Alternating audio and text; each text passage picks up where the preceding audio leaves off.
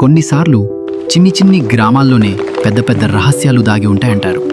కాలంతో పాటు ప్రయాణం చేసి కనిపించకుండా పోయిన అతని తండ్రిని కనిపెట్టడానికి కేవలం అతని తండ్రి విడిచి వెళ్ళిన ఆ పుస్తకమే టైం మెషిన్ నిర్మించడానికి ఆధారమైంది. తన తోటి మిత్రులు ఆడుకుంటూ ఉన్నప్పటికీ అతను మాత్రం కాలంతో పాటు అతని ప్రయత్నం కూడా ఆగలేదు. ఈసారి ఇది ఎలా అయినా పని చేసి తీరాలి. కానీ ఆ రోజు అది పనిచేసింది.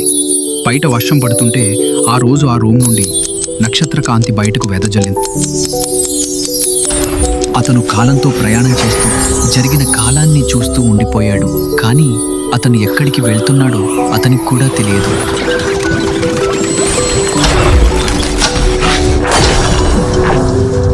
ఇంతకు అతని పేరు చెప్పలేదు కదూ. అతని పేరు సూర్య. నేనిప్పుడు ఎక్కడ ఉన్నాను? చూస్తుంటే ఇది పెద్ద అడవిలా ఉంది. ఆశితమేంది? సాధించాను, నేను సాధించాను. భయంకరంగా ఉంది.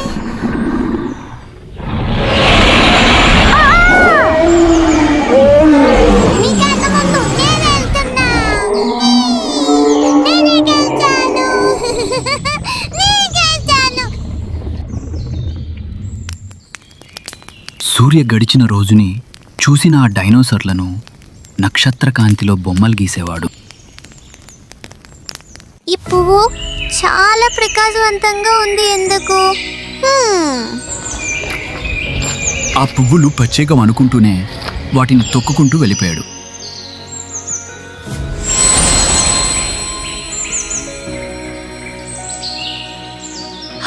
అదేంటి, అడవి మొత్తం నిర్జీవంగా అయింది. అసలు ఏం జరిగింది?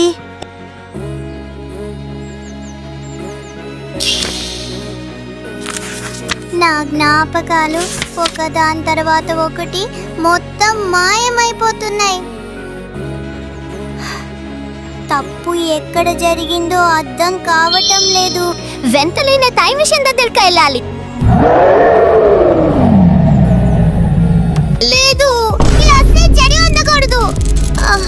ఇప్పుడు నేను ఏం చేయాలి?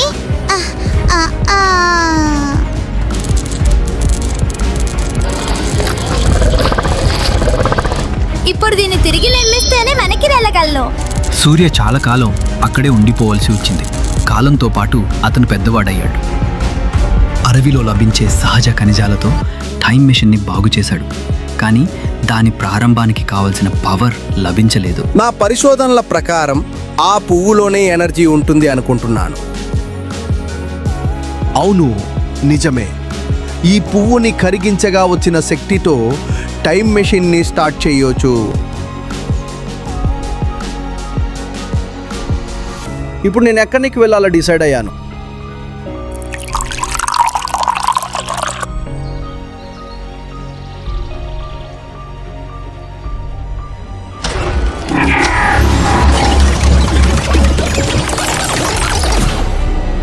హే, అక్కడే ఆగు. ఎవరు?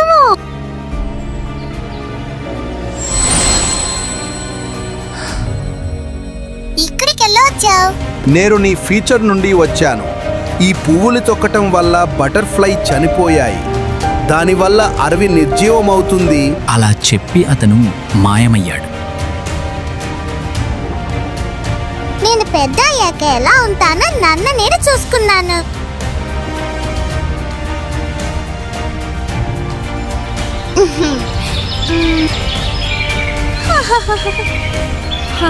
టైం ట్రావెల్ చేసి మా నాన్నను వెతకాలి అనుకున్నాను. కానీ కాలంలో జరిగే చిన్న మార్పు పెద్ద పెద్ద పరిణామాలని సృష్టిస్తుంది అని తెలుసుకున్నాను.